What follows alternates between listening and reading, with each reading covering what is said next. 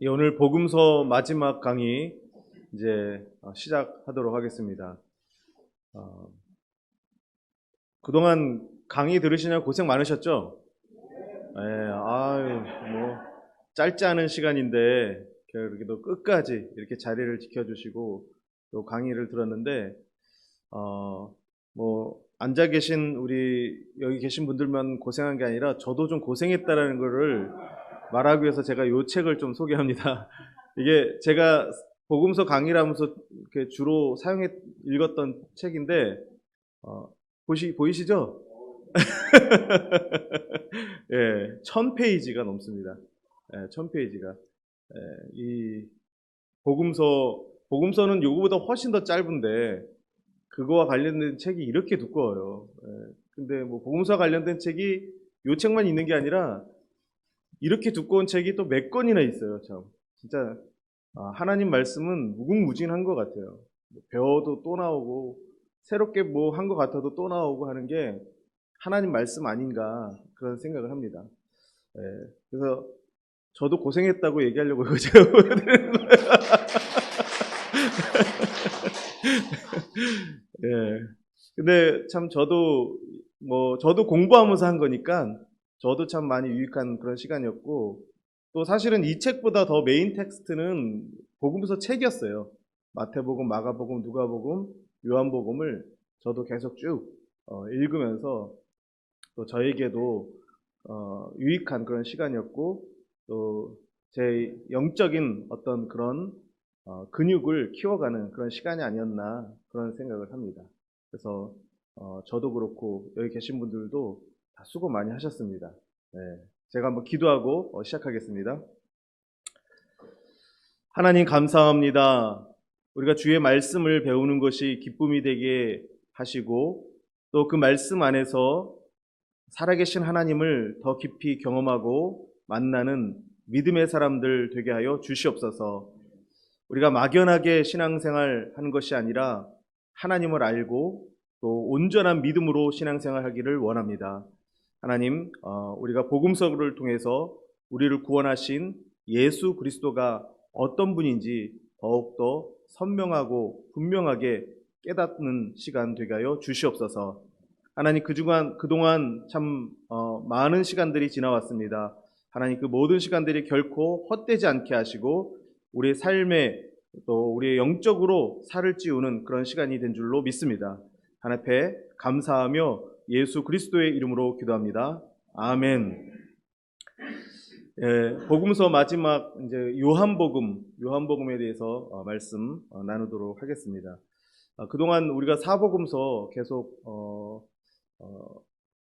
공부를 했는데 그 사복음서를 간략하게 요약을 하면 저 표로 저렇게 요약을 할 수 있을 것 같습니다. 마태복음은 왕으로 오신 예수, 그렇죠? 왕으로 오신 예수. 구약에 예언된 그 예수님께서 오셔서 하나님의 나라를 이루셨다. 그런 내용에 초점을 맞춰서 기록한 것이 마태복음입니다. 그리고 마가복음은 종으로 오신 예수님, 그래서 우리를 섬기고 그래서 십자가의 대속물로 죽으셔서 우리를 구원하셨다고 하는 내용. 우리도 부족하고 연약하지만 그럼에도 불구하고 하나님은 우리를 포기하지 않고 끝까지 우리를 섬기셨고, 그리고 우리의 죄를 대속하셔서 우리를 구원하셨다라는 것, 그런 내용에 초점을 둬서 마가복음이 기록되었습니다. 누가는 인자로 오신 예수님. 여기서 인자라는 것은 다니엘서에서 예언되어 있죠. 여러 제국들의 왕들이 있지만 마지막에 그 모든 왕들보다 뛰어난 사람이 있는데 인자가 올 것이다. 마지막 메시아 나라가 임하는 그 인자에 대해서 이야기를 하는데 그 인자가 누굽니까? 예수 그리스도다 라는 것입니다. 그래서 거기에 초점을 두고 누가는 역사를 자세히 기록을 했습니다.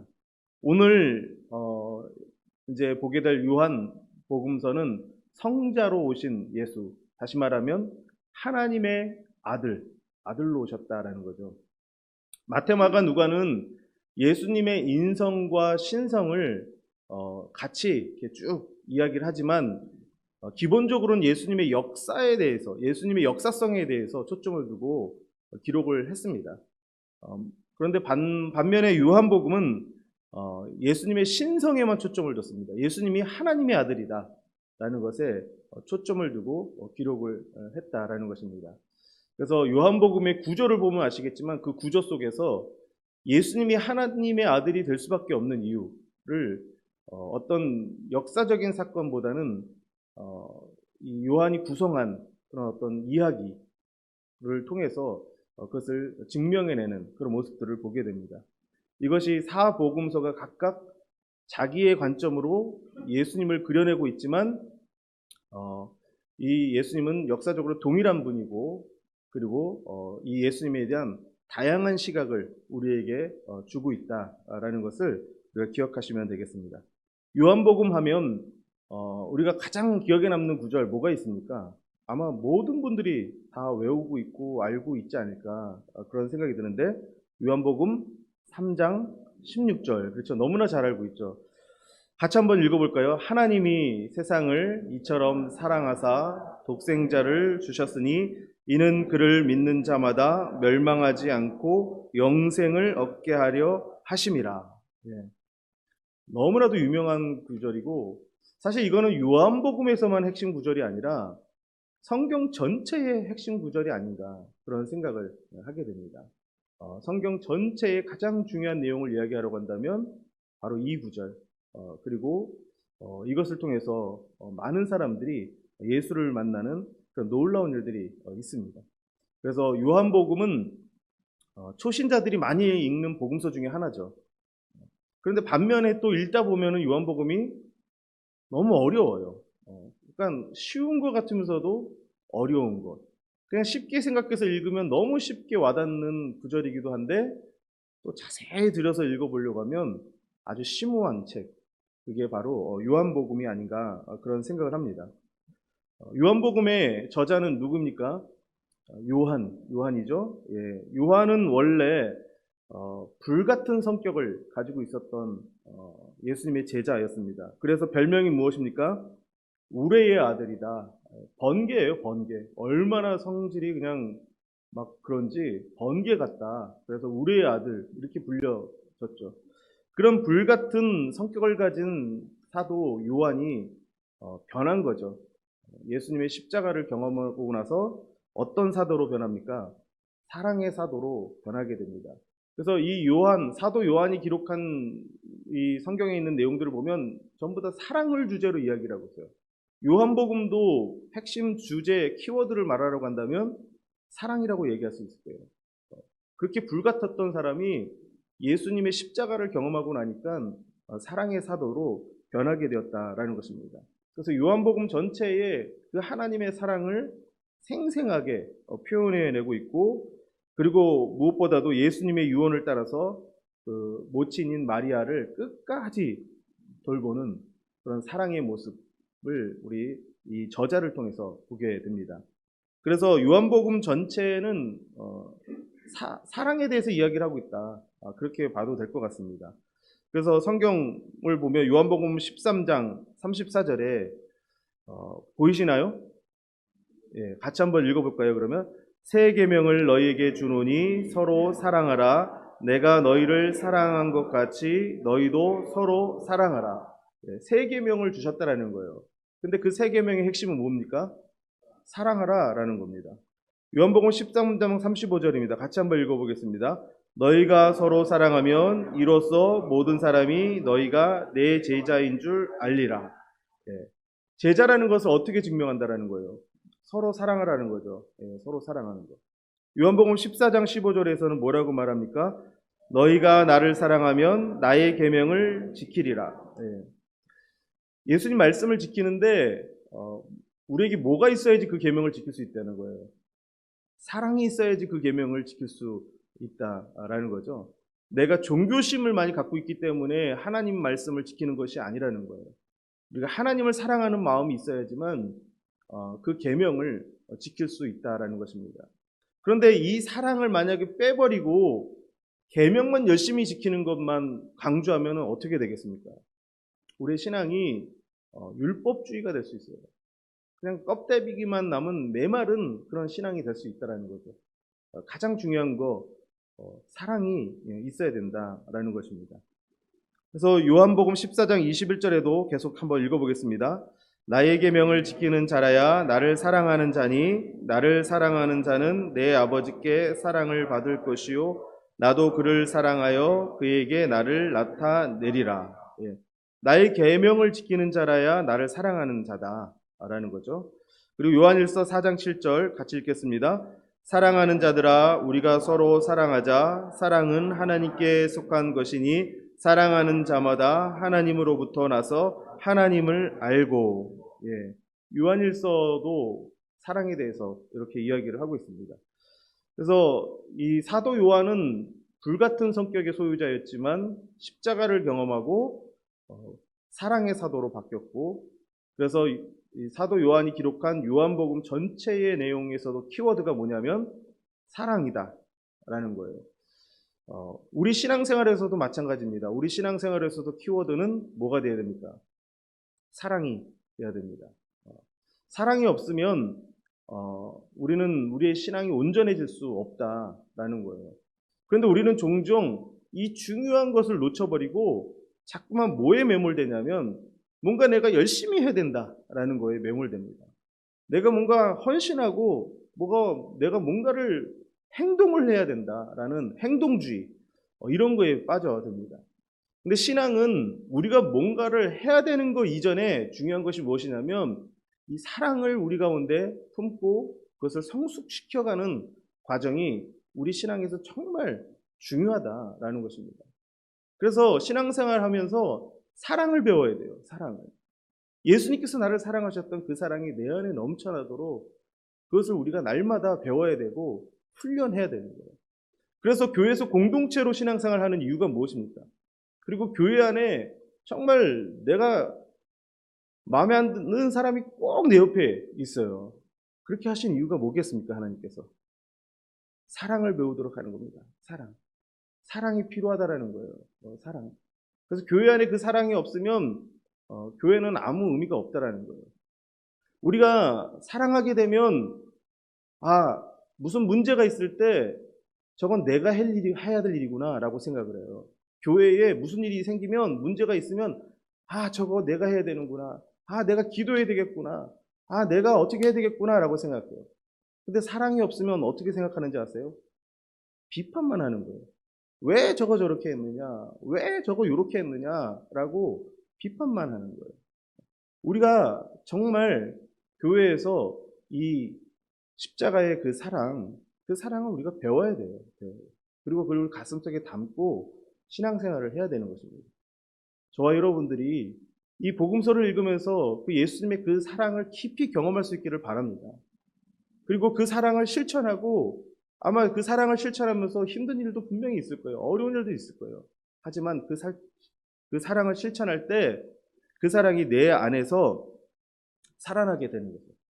그리고 그렇게 정말 예수님을 사랑하게 되면 그때 이제 하나님의 말씀이 들리기 시작한다라는 겁니다. 그래서 하나님께서 말씀하는 것을 우리가 듣는 거예요. 듣는 거. 어릴 때 아이들을 키워본 부모님은 아마 잘 알 거예요. 아이들이 할 수 있는 말이 없잖아요. 아이들은 뭐밖에 못합니까? 우는 거밖에 없어요. 그런데 그 울음소리를 듣고 엄마는 그 아이가 배가 고픈 건지 아니면 업어달라고 하는 건지 아니면 놀아달라고 하는 건지 압니까 모릅니까? 금방 알아요. 금방 알아요. 울음소리 딱 들리기만 하면 얘 젖 먹고 싶구나 하고 젖 먹이고, 얘가 울기만 하면 얘 업어달라고 하는구나 가서 업어주고, 얘 놀아달라고 하는구나 가서 까꿍하고 놀아주고. 다 안다고요. 왜 그렇습니까? 사랑하니까 들리는 거예요. 울기만 해도 얘가 무슨 말 하는지 다 들리는 거예요. 그런 것처럼 우리가 정말 예수님을 사랑한다고 한다면 하나님께서 하시는 말씀이 우리에게 들려진다는 거죠. 그리고 그 하나님의 말씀을 듣고 그 말씀을 우리의 삶 속에서 살아내기 시작하면 그 말씀이 무엇이 되냐면 생명이 된대요. 생명이. 말씀이 문자가 아니라 말씀이 그냥 내가 이해하는 그런 게 아니라 그 말씀을 듣고 말씀을 살아내기 시작하면 내 삶 속에서 그것이 생명이 된다라는 것입니다.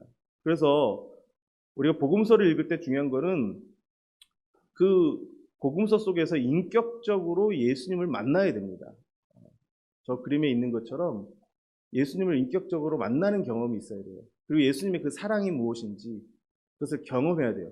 그러면 그때 비로소 이 복음서에 있는 말씀들이 다 들려지기 시작하고, 그리고 그 복음서 말씀대로 내가 살려고 살아내려고 애를 쓰고 힘쓰게 되면 그 말씀이 문자가 아니라 내 삶에서 생명이 된다라는 거예요.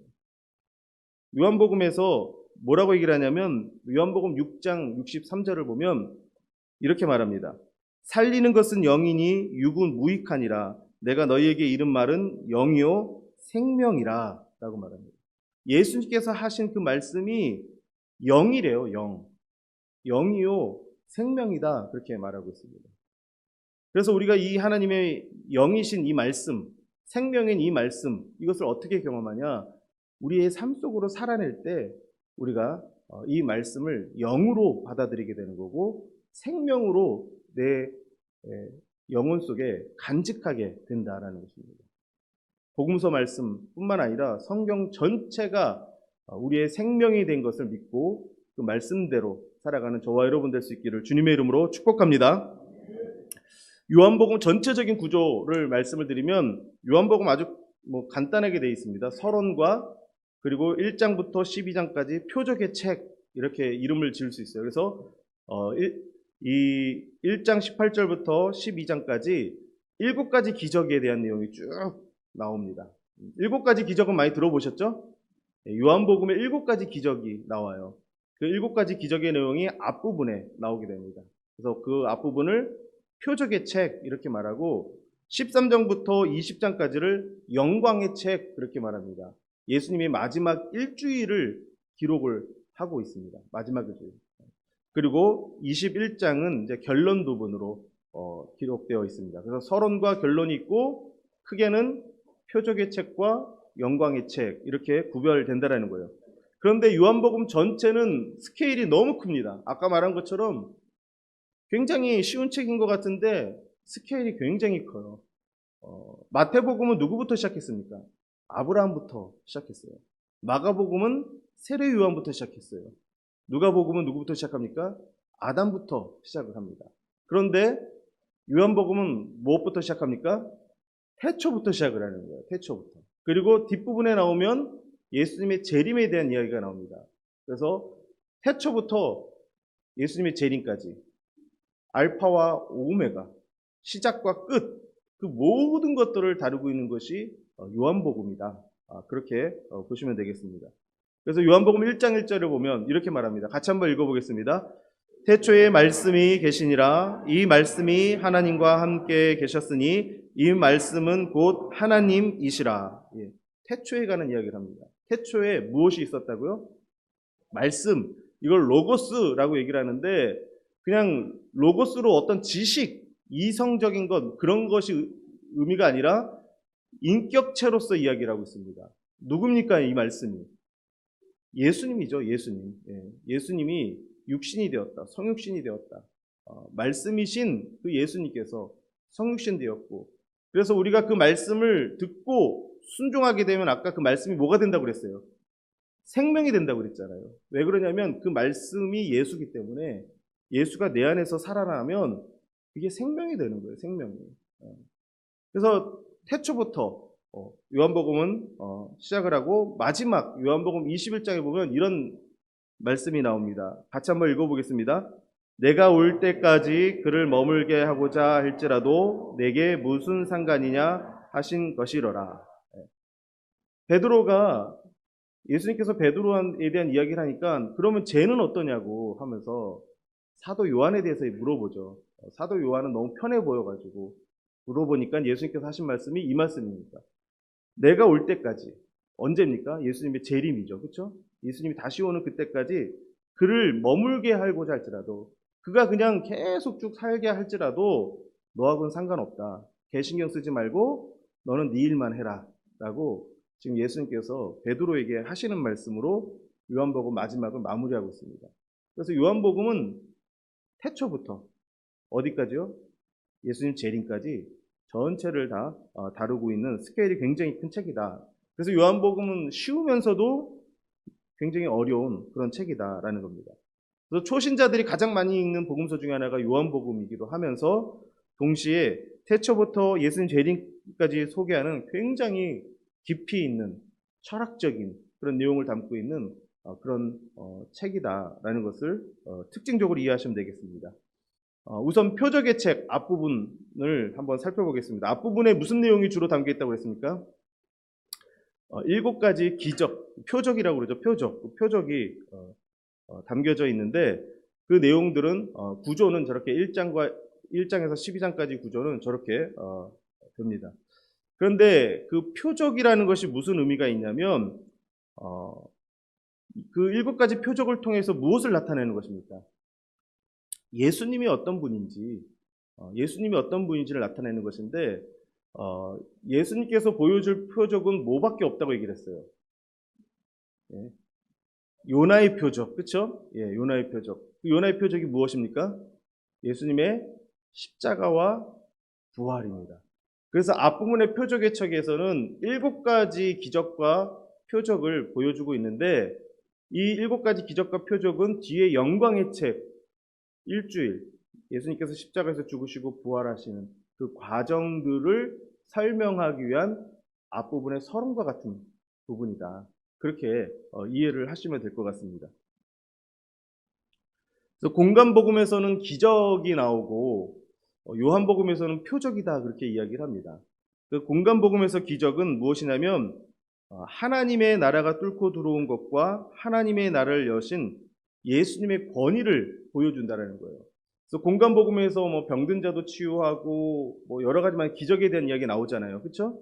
그 기적은 무엇을 이야기하는 거냐면 하나님의 나라가 지금 임하고 있는데 그 하나님의 나라를 여신 예수가 어떤 분인지 예수의 권위에 대해서 이야기를 하고 있는 것이 공간복음서의 기적이다라는 것이고 요한복음에 나오는 표적은 뭐냐면 예수의 영광을 드러내고 하나님의 자기 계신 예수를 믿게 하는 것이 표적이다라는 거예요. 기적과 표적의 차이 아시겠어요? 기적은 하나님의 나라가 어떤 것인지 보여주고 그 하나님 나라의 권위로서 예수 그리스도가 어떤 분인지를 나타내는 것이 공간복음에 나오는 기적이라고 한다면 요한복음에 나오는 표적은 예수 그리스도 안에 있는 하나님의 영광이 무엇인지를 알게 하고 예수를 믿게 하는 데 목적이 있는 것이 표적이다라는 거예요. 예수 안에 있는 영광이 무엇입니까? 예수 안에 있는 영광이 십자가라는 거예요. 십자가와 부활. 그것이 예수 안에 있는 하나님의 영광이라는 거예요. 하나님이 내가 너에게 준 영광이 있다라고 얘기를 하는데 그 영광이 바로 십자가와 부활이다라는 것입니다. 7가지 기적들이 계속 쭉 이어서 나오게 되는데 물을 포도주로 만든 게 첫 번째 기적이죠. 그렇죠? 그리고 왕의 신하가 죽어가는 아들을 고치는 게 두 번째 기적이고 38년 된 병자를 고친 것이 세 번째 기적이고 네 번째 오병이어의 기적이 있고 너무나 잘 알고 있는 그리고 무리를 걸으시는 기적 그리고 장님으로 태어난 자를 고치시는 기적 그리고 죽은 나사로를 살리는 기적 이것을 그냥 성경에 있는 순서대로 쭉 보면 마지막에 클라이막스는 뭡니까? 죽은 나사로를 살리신 기적이잖아요. 그렇죠? 표적. 예. 그 표적은 결국 무엇을 보여주는 거예요? 무엇을 나타내고? 예수님의 십자가와 부활을 나타낸다라는 거예요. 그런데 또 다른 면으로 보게 되면 그 요한복음에 나와 있는 그 표적의 정점은 무엇이냐면요. 오병이어의 기적이다라는 거예요. 오병이어의 기적. 그 오병이어의 기적을 통해서 이 요한복음은 예수님이 어떤 분인지를 설명을 해요. 그래서 공간복음서와 달리 이 오병이어의 기적 이후에 이것에 대한 이 사건에 대한 설명이 굉장히 길게 서술되어 있는 게 요한복음이다라는 거예요. 그래서 그때 예수님께서 하신 말씀이 뭐냐면 나는 생명의 떡이다. 그렇게 말씀하고 계신 거예요. 그래서 이 오병이어의 기적을 통해서 예수님을 믿을 때 우리가 진정한 생명을 경험하게 된다. 라는 것들을 이야기를 하면서 우리가 그 예수를 믿도록 요청하고 있는 것이 요한복음이다 라는 거예요. 그래서 요한복음은 결국 그 예수님을 믿어야 된다라는 거예요. 그래야지 구원을 얻고 영원한 생명을 얻는다. 그 내용을 이야기하고 있는 것이 바로 요한복음이다라는 겁니다. 그리고 이 7가지 표적 외에 예수님의 자기 선언이 있습니다. 7가지 자기 선언. 그거를 히브리어로 에고 에이미 이렇게 표현합니다. 에고 에이미. 영어로는 I am. 우리나라 말로는 나는 뭐뭐이다. 이겁니다. 그런데 이 에고 에임이 나는 뭐다라고 말할 수 있는 사람은요, 하나님밖에 없다라는 거예요. 여기 계신 분 중에 나는 뭐다라고 이야기할 수 있는 분 있습니까? 우리는요, 다 뭔가 수식어가 붙어야지만 설명이 되는 존재예요. 제가 나는 송영섭이다라고 어디 얘기하고 다니면 저 알아주는 사람이 있을까요? 없어요. 나는 저를 설명하려면 뭘 설명을 했냐면 나는 마산제공교회를 섬기는 송영섭 목사입니다. 수식어가 붙어야지만 내가 설명이 되는 거예요. 그렇죠? 아니면은 누구의 아들 누구누구입니다. 뭐 이렇게 얘기해야지 설명이 되는 거죠. 이 땅을 살아가는 모든 존재는요 수식어가 붙어야지 그 사람이 누군지를 알 수 있어요. 그런데 하나님만은 수식어가 필요 없다라는 거예요. 나는 뭐다 라고 그냥 설명할 수 있는. 그래서 예수님이 나는 뭐다 라고 말하는 것은 뭐냐면 내가 신적인 존재로서 내가 하나님의 아들이다 라는 것을 표현하기 위해서 에고 에임이 그렇게 이야기를 하고 있다라는 것입니다. 그래서 예수님께서 7가지 선언을 하죠. 뭐라고 얘기를 합니까? 첫 번째로 나는 뭐라고요? 생명의 떡이다. 두 번째로는요, 세상의 빛이다. 나는 양의 문이다. 나는 선한 목자다. 나는 부활이요 생명이다. 나는 길이요 진리요 생명이다. 나는 포도나무다. 예. 다 예수님이 어떤 분인지를 설명하고 있는 것이고, 그리고 예수님이 하나님의 아들이다라는 것을 선언하는 것, 그것이 바로 예수님의 7가지 자기 선언이다라는 것입니다. 그래서 이 예수님의 자기 선언과 표적을 통해서 나타내는 것이 무엇이냐면 십자가와 부활이다라는 것입니다. 십자가와 부활로 초점이 맞춰져 있는 겁니다. 그 표적을 행하신 이유도 십자가 때문에 그 표적을 행하신 거고, 나는 누구다라고 얘기를 하는 것도 그 십자가에서 죽고 다시 살아야 되는 하나님의 아들 예수에 대해서 이야기를 하고 있다라는 것입니다. 예수님이 하나님이시면서 사람으로 이 땅에 오셔야 되는 이유가 무엇이겠습니까? 예수님은 하나님이시면서 사람으로 이 땅에 오셨습니다. 그런데 반반이 아니라는 거죠. 반은 하나님이고 반은 사람이 아니라 100% 하나님이시고 100% 사람으로 이 땅에 오셨다는 거예요. 그런데 왜 신으로 오는 건 알겠는데 왜 사람으로 와야 되는가? 왜 그렇습니까? 죽어야 되기 때문에 그런 거예요. 십자가에서 죽고 다시 살아나야 되기 때문에. 죽는 것은 사람이어야 되는 것이고 살아나는 것은 하나님의 아들이어야 되기 때문에 그런 거예요. 그래서 십자가에서 죽고 다시 살아야 되기 때문에 하나님은 사람의 아들임과 동시에 하나님의 아들로 이 땅에 오셨다라는 것입니다. 그것을 이야기하고 있는 것이 복음서 계속 그 내용이다라는 것입니다. 요한복음의 독특성을 설명을 하면 공간복음은 하나님의 나라에 초점을 두고 있다고 한다면 요한복음은 뭐에 대해서 얘기를 한다고요?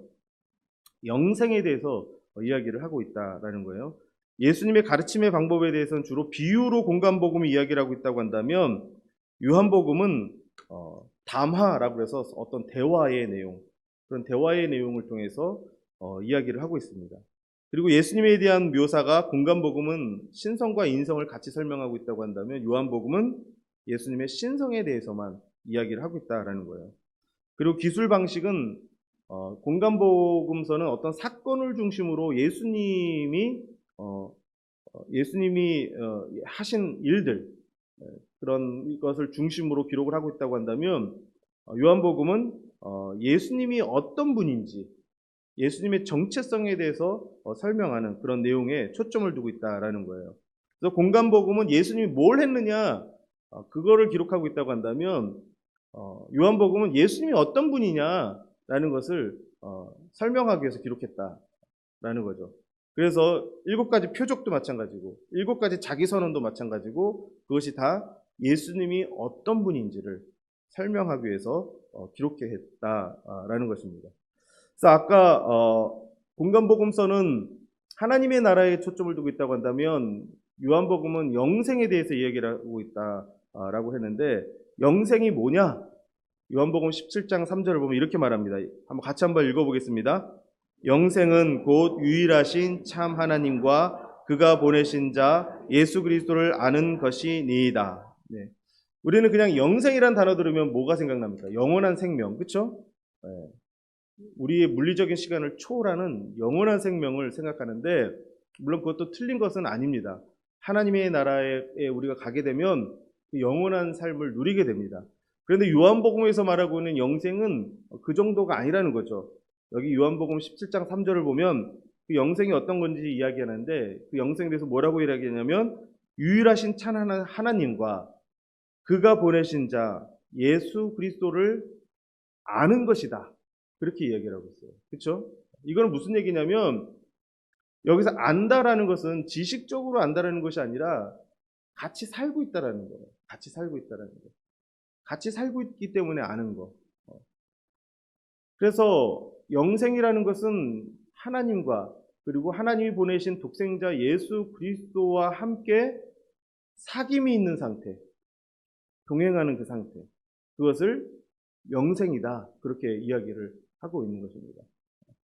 하나님의 나라는 어떤 장소적인 개념으로 이야기를 하고 있다고 한다면 요한복음에서는 하나님의 나라를 관계적인 관점에서 이야기를 하고 있는데 개념으로 사용하고 있는 단어가 영생이다라는 것입니다.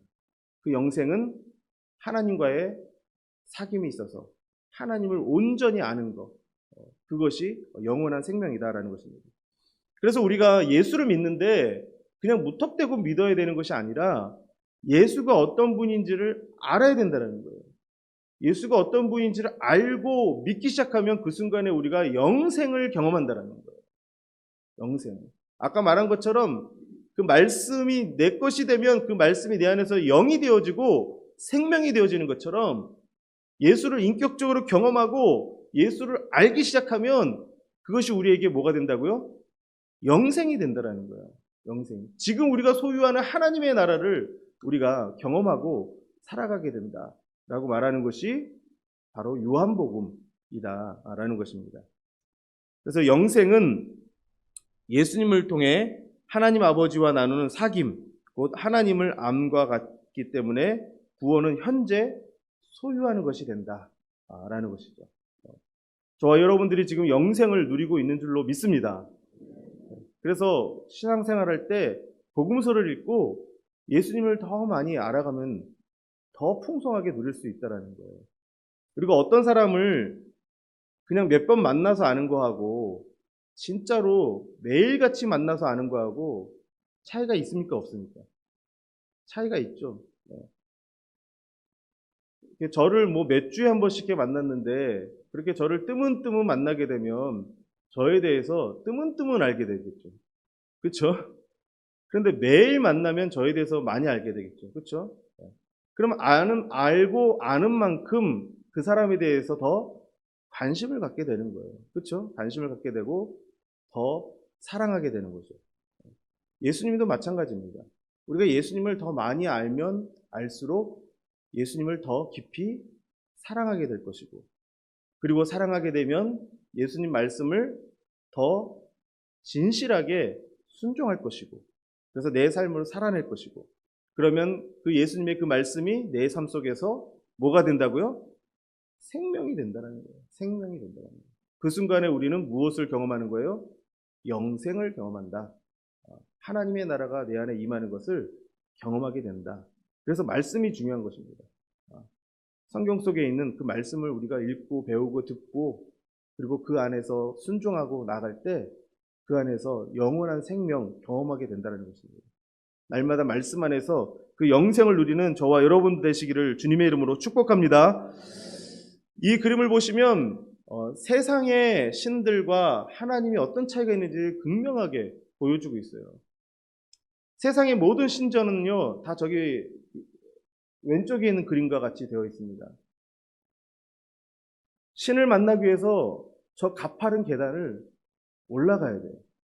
제가 예전에 앙코르와트를 갔었는데 거기는 이거보다 더 가파른 계단이 있어요. 그래서 제가 거기 안내하는 사람한테 물어봤어요. 왜 신을 만나러 가는 길을 왜 이렇게 힘들게 만들어놨냐 그랬더니 신을 만나는데 인간이 어떻게 걸어갈 수 있냐라는 거예요. 기어가야지. 그래서 계단을 이렇게 기어갈 수 있도록 기어 올라가도록 만들었다는 거예요. 그래서 세상의 모든 신전은 그 신이 굉장히 높은 곳에 있고 그 신을 만나려면 너무너무 힘든 과정을 거쳐서 올라가야 돼요. 근데 하나님은 어떻게 하셨습니까? 이스라엘 백성들이 광야에 있는데 그 광야 한가운데 뭘 만들었어요? 장막을 쳤어요. 장막을. 얼마나 초라해 보입니까? 그런데 저 장막은 뭐같이 보입니까? 그냥 그 광야에 있는 유목민들의 그냥 집 같은 거예요. 집 같은 거. 그래서 우리는 교회를 뭐라고 얘기를 해요? 하나님의 집이다라고 얘기하지 않습니까? 하나님은 그냥 저렇게 저 성막에 계셔서 이스라엘 백성들을 가족 만난 듯이 만나고 싶어 하시는 분이라는 거예요. 그냥. 오늘날 저와 여러분들도 마찬가지예요. 하나님 만날 때 뭐 대단한 어떤 걸 해가지고 만나는 것이 아니다라는 거예요. 우리 안에 거하시는 그 예수님, 그 예수님을 믿고 예수님과 사귐 있고 할 때 우리는 생명을 경험하는 것이고 영생을 경험하는 것이고 하나님을 경험한다라는 것입니다. 우리에게 이렇게 좋으신 그 하나님, 우리에게 그 영원한 생명의 길을 열어주신 그 하나님을 우리가 날마다 찬양하고 그 하나님 앞에 감사하며 나가는 저와 여러분 될 수 있기를 주님의 이름으로 축복합니다. 이제 표적의 책을 지나고 영광의 책 13장부터 이제 마지막까지가 영광의 책인데 13장 21장 구조는 저렇게 되어 있습니다. 근데 그 영광의 책 중에 특징적인 것이 무엇이냐면 보혜사 성령님에 대한 약속이 담겨져 있다라는 거예요. 요한복음 16장 7절 같이 한번 읽어보겠습니다. 그러나 내가 너희에게 실상을 말하노니 내가 떠나가는 것이 너희에게 유익이라. 내가 떠나가지 아니하면 보혜사가 너희에게로 오시지 아니할 것이요 가면 내가 그를 너희에게로 보내리니. 여기서 예수님께서 내가 떠나가는 것이 너희에게 유익이다 라고 말합니다. 여기서 떠난다는 게 어떤 의미입니까? 십자가에서 죽고 다시 부활하신 다음에 승천하는 그런 의미가 있는 거죠. 그렇게 떠나지 아니하면 보혜사가 너희에게 오지 않을 것이다. 여기서 보혜사는 뭘 말하는 것입니까? 성령 하나님. 성령 하나님이 너에게 임하지 않을 것이다 라는 거예요. 그래서 나는 너희를 떠나야 된다. 그 얘기를 하고 있는 거죠. 그렇죠?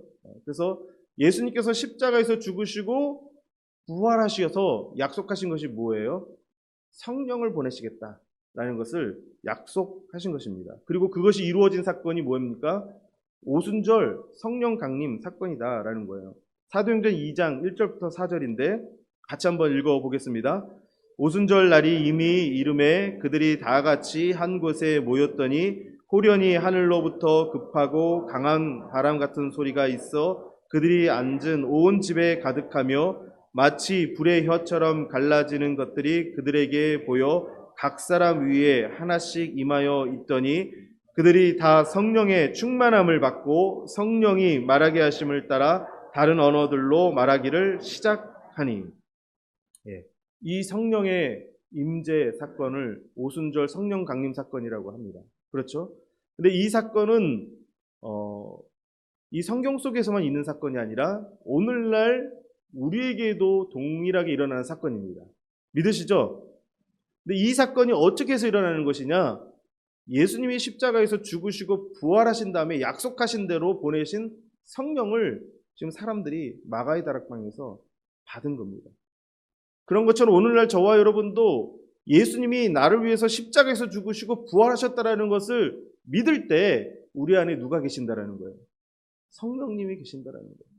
성령이 우리 가운데 임재하신다라는 거예요. 그 성령님이 우리 가운데 임재하신다는 것은 어떤 의미가 있냐면 이제 예수님께서 말씀하신 그 영원한 생명, 그 하나님의 나라가 우리 안에 소유되어 있다는 것을 나타낸다라는 거예요.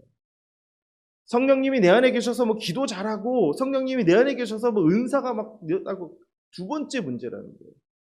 내 안에 성령님이 있다는 것을 확신하는 것은 내 안에 그 영원한 생명이 있는 것이고 내 안에 하나님의 나라가 임하고 있다는 것을 보여주고 있다는 거예요. 우리 안에 성령을 소멸시키지 마시고 그 성령을 따라서 사는 저와 여러분 되시기를 바랍니다. 우리 안에 그 성령이 있어야지 우리는 그 십자가와 부활이 무엇인지를 더 풍성하게 경험하게 되는 것이고 그 성령을 통해서 하나님의 나라가 우리 가운데 임하고 우리 가운데 있는 그 영원한 생명을 죽어서 가서 경험하는 것이 아니라 지금 이 땅에서 날마다 경험하고 산다라는 것입니다. 예수님께서 보혜사 성령을 보내시겠다라고 약속하셨는데 그 성령을 받으시고 그 성령 안에서 신앙생활하는 저와 여러분들 되시기를 주님의 이름으로 축복합니다. 그래서 요한복음은 다른 복음서와 달리 기록 목적에 대해서 기록을 하고 있습니다. 요한복음 20장 31절인데 같이 한번 읽어보겠습니다. 오직 이것을 기록함은 너희로 예수께서 하나님의 아들 그리스도이심을 믿게 하려 함이요 또 너희로 믿고 그 이름을 힘입어 생명을 얻게 하려 함이니. 계속 같은 맥락의 이야기를 하고 있습니다. 이 요한복음을 기록한 이유가 뭐라고 얘기를 하고 있어요? 예수가 하나님의 아들인 것을 믿게 하려 한다라는 거예요. 그런데 그 예수를 믿음으로 말미암아 무엇을 얻는다고요? 생명을 얻는다라는 거예요.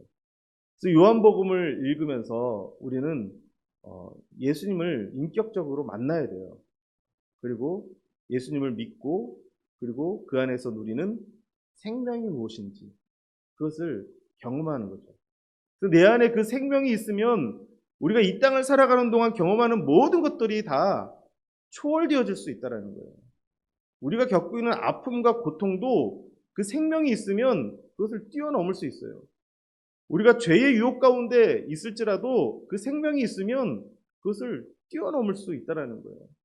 우리 인생에 어떤 막혀있는 담들이 있어도 내 인생이 풀리는 거 아무것도 없고 너무 힘들고 너무 정말 괴로워도 그 생명이 있으면 우리는 산다라는 거예요. 살 수 있다라는 거예요. 그 생명이 있으면 그거를 넘어설 수 있다라는 거예요. 그 생명을 경험했느냐 경험하지 못했느냐 그 차이가 엄청나게 크다라는 거예요.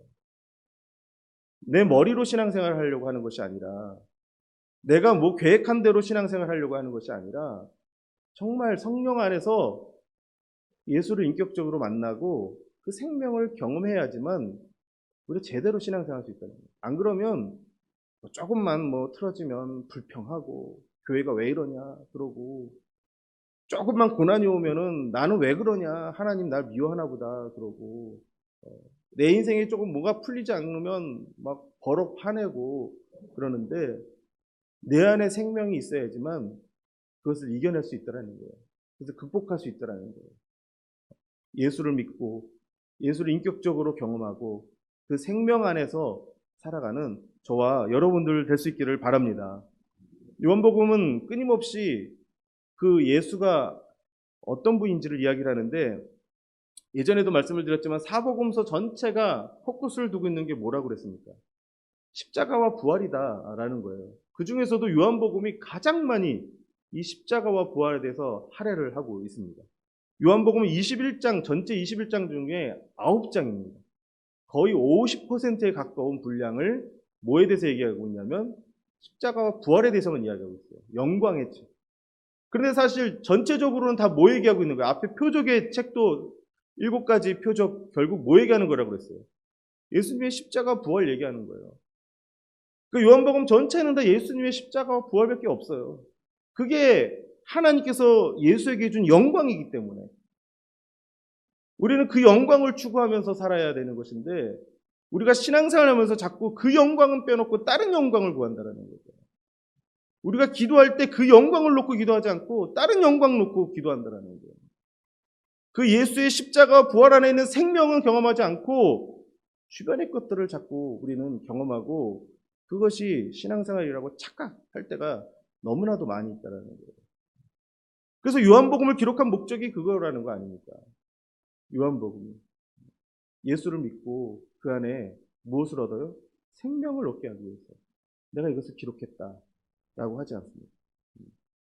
그래서 요한복음을 읽을 때 우리는 그 십자가와 부활, 그 십자가와 부활을 통해서 예수님을 경험하는 그런 일이 일어나야 한다라는 거예요. 그래서 예수님의 마지막 일주일 내용들 저기 표로 쭉 정리되어 있는데 사복음서 전체가 다 동일하게 마지막 일주일에 대해서 다 일일이 기록하고 있어요. 그렇죠? 밑에 성경 구절 보면 마태, 마가, 누가, 요한 쭉 나오죠? 마태, 마가, 누가, 요한, 마태, 마가, 누가, 요한. 다른 사건들은 마태에는 기록되어 있고 어디는 기록되어 있지 않고 이런 게 굉장히 많이 있는데 예수님의 마지막 일주일 십자가 부활에서만큼은 사복음서 전체가 다 동일하게 다 기록을 하고 있고 그 중에서도 가장 길게 그리고 심도 있게 기록한 책이 뭐라고요? 요한복음이다. 요한복음에서 굉장히 자세히 그것을 기록을 하고 있다라는 것입니다. 그래서 우리가 예수님이 십자가에서 죽으시고 부활하셨다라는 것, 그것이 아니면 우리 신앙생활은 아무것도 아니다라고 누가 얘기했습니까? 사도 바울이 얘기를 했어요.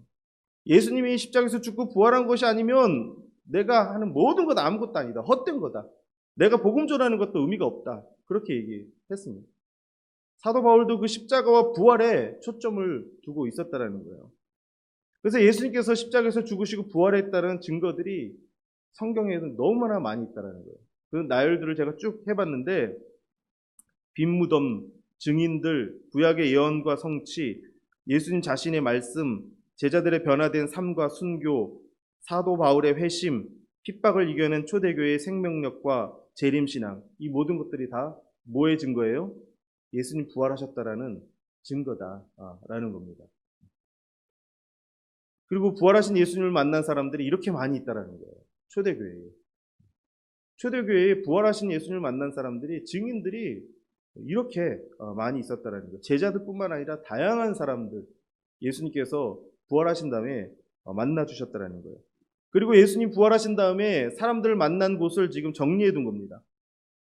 예루살렘에서부터 가버나움 곳곳에서 예수님께서 나타나셔서 부활하신 예수님께서 나타나셔서 사람들을 만났습니다. 이렇게 다양한 사람들과 다양한 지역에서 광범위하게 부활한 예수님을 만났다는 것은 명확한 증거라는 거예요. 예수님께서 부활하셨다고 하는 명확한 증거다라는 거예요. 그래서 그 예수님의 초대교회는 부활에 대해서 조금도 의심하지 않았다라는 것입니다. 오늘날 우리는 예수님의 부활에 대해서 의심을 하고 예수님의 부활에 대해서 잘 믿지 못하겠다라고 말하는 분들도 분명히 있을 겁니다. 그래서 많은 신학자들 중에서도 이 예수님의 부활을 역사적인 사건으로 보지 않는 그런 신학자들조차도 있다라는 거예요. 아니, 성경을 연구하는 사람들이 어떻게 그렇게 될 수 있는지 정말 이해할 수가 없습니다. 근데 우리의 신앙의 핵심은 예수님이 부활하셨다라는 데 있다라는 거예요. 십자가에서 죽으시고 다시 부활하셨다라는 거예요. 우리가 그것을 믿어야지만 된다라는 겁니다. 그래서 부활과 거듭남에 대해서 이야기를 합니다. 우리 베드로전서 1장 3절인데 같이 한번 읽어보겠습니다. 우리 주 예수 그리스도의 아버지 하나님을 찬송하리로다. 그의 많으신 긍휼대로 예수 그리스도를 죽은 자 가운데서 부활하게 하심으로 말미암아 우리를 거듭나게 하사 산 소망이 있게 하시며, 예수님의 부활을 통해서 우리를 어떻게 하셨다라는 거예요? 거듭나게 하셨다라는 거예요. 우리가 거듭나는 것은 예수님의 부활을 믿어야 되는 거예요. 예수님의 부활을 믿어야지 우리가 거듭날 수 있고 산 소망을 누리게 된다라는 거예요. 부활과 칭의에 대해서 이야기를 합니다. 로마서 4장 25절 같이 읽겠습니다.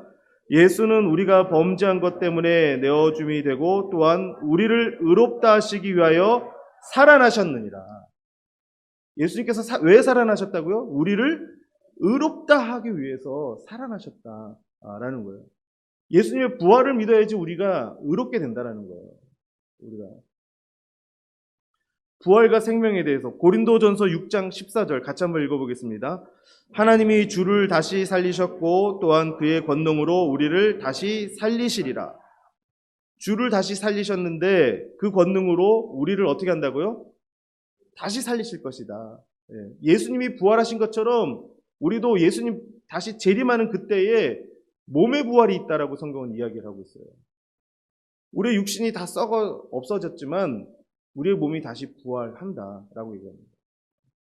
예수님이 부활하신 것처럼 그 주의 권능으로 우리도 다시 부활한다라는 것을 성경이 이야기하고 있는 것입니다. 그게 우리의 소망이다라는 거예요. 부활과 죄를 이김에 대해서 이야기를 합니다. 로마서 6장 12절 13절 같이 한번 읽어보겠습니다.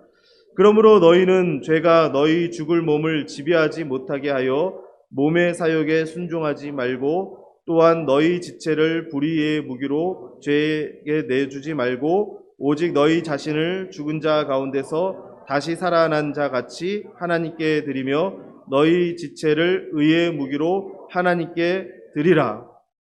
너희 죄가 너희 죽을 몸을 지배하지 못하게 하라. 그렇게 얘기를 하는데 중간에 뭐라고 말합니까? 너희 자신을 죽은 자 가운데서 어떻게 해요? 다시 살아난 자 같이. 누굴 말하는 겁니까? 예수님이죠. 예수님이 다시 살아난 예수님의 부활. 예수님의 부활과 같이 우리 자신을 의의 무기로 하나님 앞에 드리라라는 거예요. 예수님의 부활이 없으면 우리는 죄도 이길 수 없다는 거예요. 예수님의 부활을 믿어야지 우리 안에 생명이 있고 죄를 이기게 된다라는 것입니다. 그래서 그 예수님의 십자가와 부활, 요한복음이 거기에 초점을 두고 이야기를 하고 있는데 우리가 요한복음을 읽을 때 그 예수님의 십자가와 부활을 더 깊이 경험하고 더 깊이 체험하고 그래서 그 안에서 무엇을 경험해야 된다고요? 생명을 경험해야 되는 것입니다. 생명. 복음서 강의를 마치면서 제가 이 십자가 부활에 대해서 이야기하는 이유를 아시겠죠? 복음서 전체가 사실은 십자가 부활에 대해서 이야기를 하는 겁니다. 우리 신앙도 그 십자가 부활 안에 있는 하나님의 영광이 아니면 우리의 신앙은 아무것도 아니라는 것입니다. 날마다 그 십자가와 그 부활 안에 있는 하나님의 영광을 경험하시고 생명을 경험하시고 영생을 경험하는 저와 여러분 될 수 있기를 주님의 이름으로 축복합니다. 오늘 요한복음 강의 마치도록 하겠습니다.